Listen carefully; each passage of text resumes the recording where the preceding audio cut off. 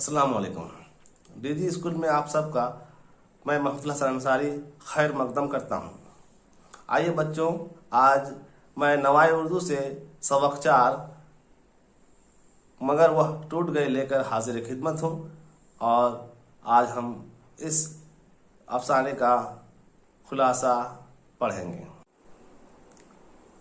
अफसाना किसे कहते हैं, इस सिन्फ को भी समझना जरूरी है।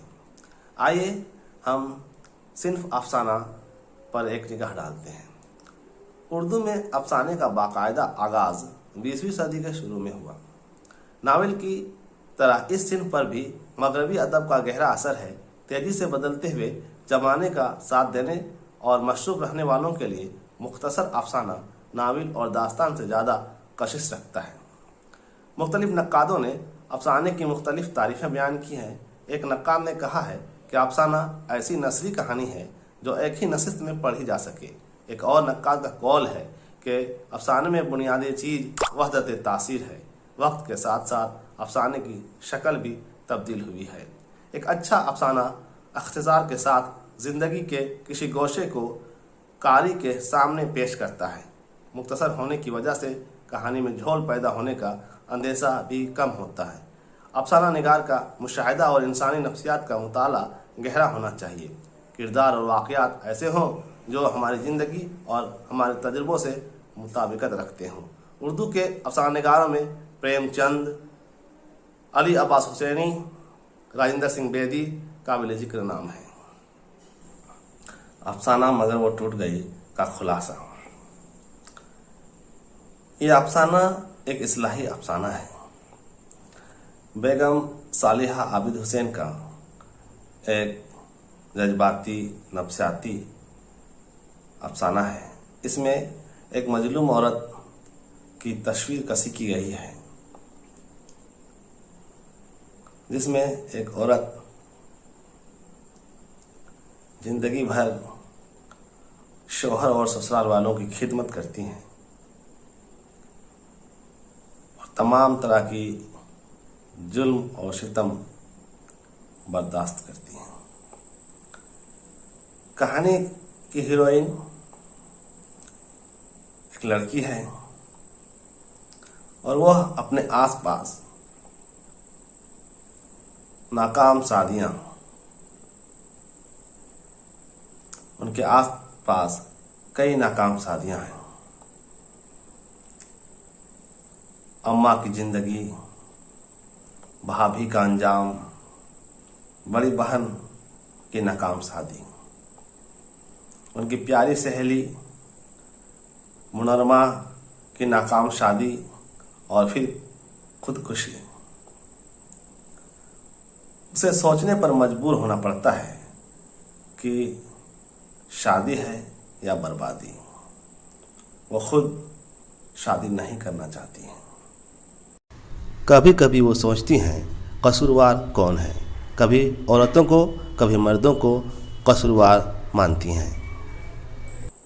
क्या औरत अगर समझदार हो तो रिश्ता और घर दोनों संभाल सकती हैं। औरत अपनी मोहब्बत से रिश्ते निभा सकती हैं और घर को जन्नत नुमा। इस अफसाने में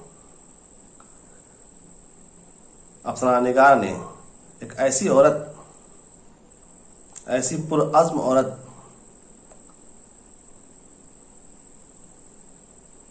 को पेश किया है जो तमाम नाकाम शादियों को देखने के बावजूद अज़्म करती है कि अपनी शादी को नाकाम नहीं होने देगी। हर गम, हर दुख बर्दाश्त करेगी, लेकिन शादी को कामयाब बनाएगी। इसी सोच व फिक्र के साथ जब उनकी शादी होती है, हालांकि वह शादी करना चाहती नहीं थी, वो आला तालीम हासिल करना चाहती थी, नौकरी पाना चाहती थी, खुद का एक घर बनाना चाहती थी, लेकिन घर वालों के आगे वो मजबूर थी। उन्हें शादी करनी पड़ी और एक ऐसे शख्स से जो उससे 15-17 साल बड़ा था। हालांकि वह आला तालीम याफ्ता और एक अमीर शख्स था। शादी की शुरुआती दिन बहुत अच्छे थे। फिर एक के बाद 2 बेटियों की पैदाइश और फिर जिंदगी में नए परेशानियों की आमद। देखते देखते शौहर की मोहब्बत कम होती चली गई। हालांकि एक बेटे की पैदाइश के बाद शौहर की मोहब्बत में तब्दीली आई थी, लेकिन ज़्यादा दिनों तक नहीं।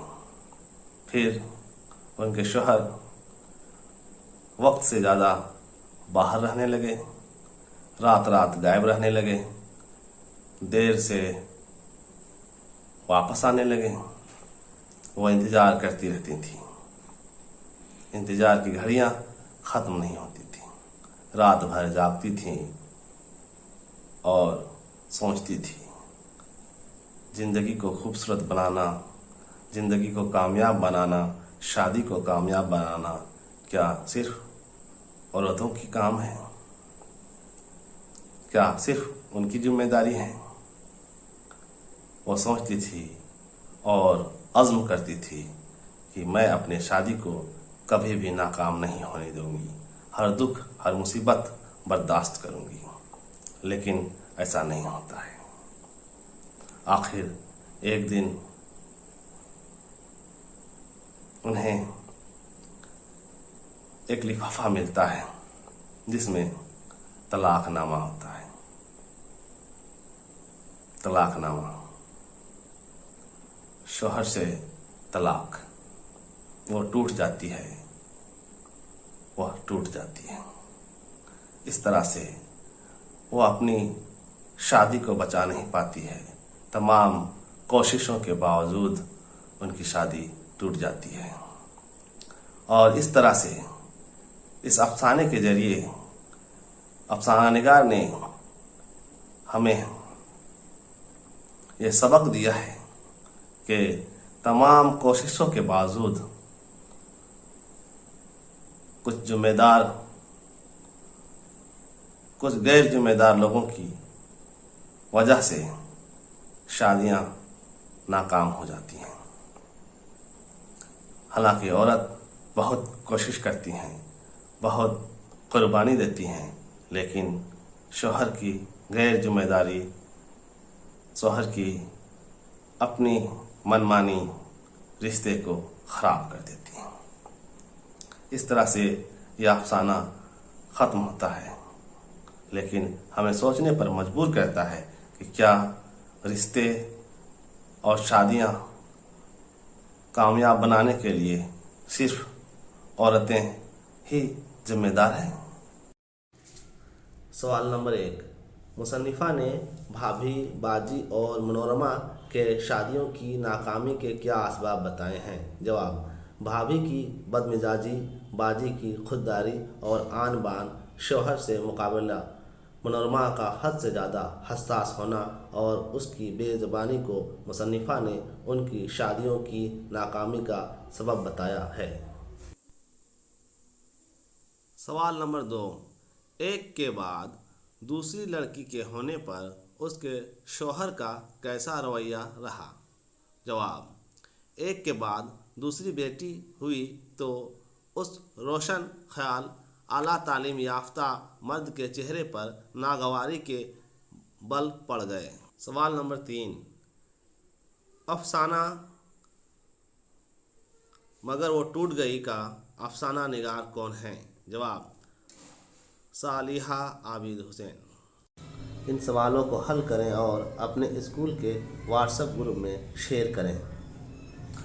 उम्मीद है कि ये सबक आप सबको अच्छा लगा होगा और सारी बातें समझ में आई होंगी। इंशाअल्लाह फिर से मुलाकात होगी अगले सबक में। तब तक के लिए खुदा हाफिज, अस्सलाम वालेकुम।